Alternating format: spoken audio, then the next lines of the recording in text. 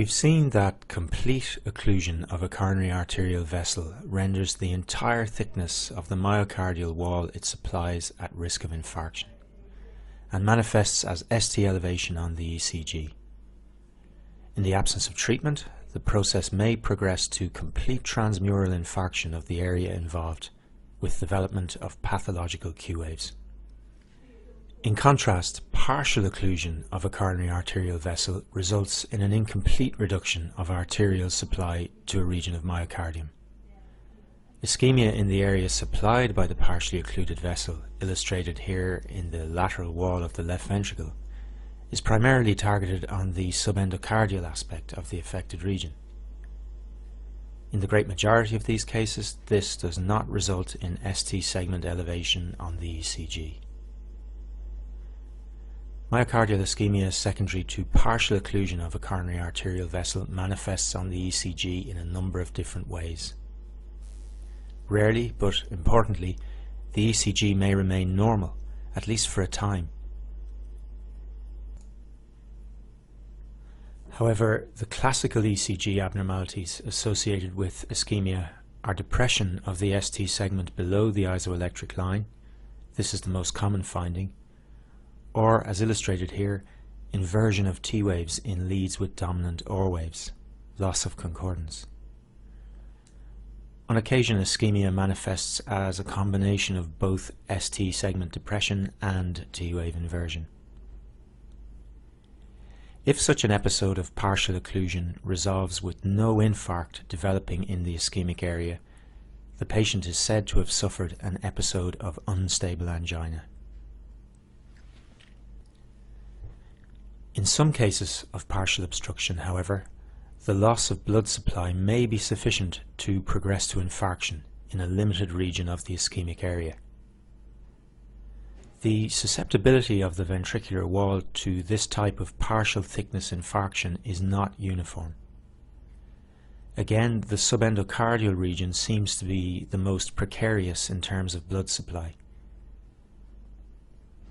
The ECG changes associated with infarction in this situation are identical to those of pure ischemia, with depression of the ST segment, T-wave inversion, or both. Unlike infarction secondary to complete vessel occlusion, ST elevation is not observed on the ECG.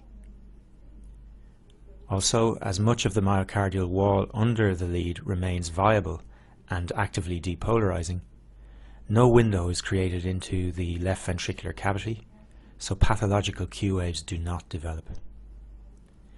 This is a non-ST elevation MI. As the ECG changes of unstable angina and non-ST elevation MI are identical, the two entities cannot be distinguished based purely on the analysis of the ECG. You need a second test to separate the two. As myocardial muscle dies, it releases cardiac markers such as cardiac troponin into the bloodstream. Therefore, if the patient develops elevated levels of cardiac markers in the blood, in association with the ECG changes we've described, they are said to have had a non-ST elevation MI. If the blood levels remain normal, they have pure ischemia, unstable angina. Unstable angina and non-ST elevation MI are grouped together under the general term non-ST elevation acute coronary syndromes. The mechanism generating ST depression and T-wave inversion in patients with unstable angina and non-ST elevation MI are poorly understood.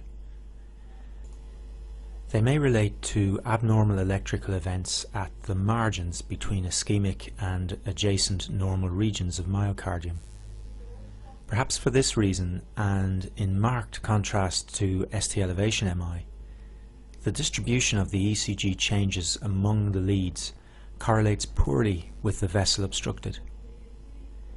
The ECG shown here from a patient with typical chest pain demonstrates T-wave inversion, which is certainly consistent with myocardial ischemia. However, we cannot deduce which coronary vessel is involved. So, We've seen that in ST elevation MI, untreated complete arterial occlusion may progress to infarction of the full thickness of the affected myocardial wall.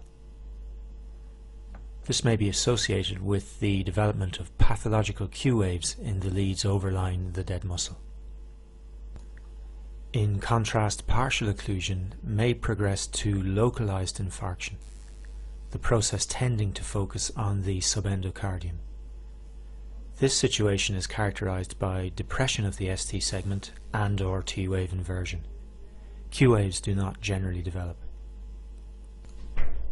Because of these associations between ECG abnormalities and pathological findings, you may see these differing situations referred to as Q wave MI, full thickness infarction, or transmural infarction, or in the case of non-ST elevation MI, non-Q wave infarction, partial thickness, or subendocardial infarction.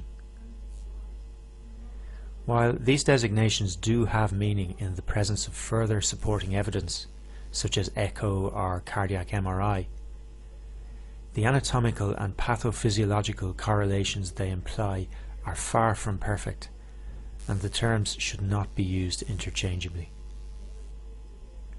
At the present time, when dealing with suspected acute coronary syndrome, the key is the initial diagnosis, followed by accurate identification of the presence or otherwise of significant ST elevation. The latter is the prime determinant of the appropriate treatment pathway.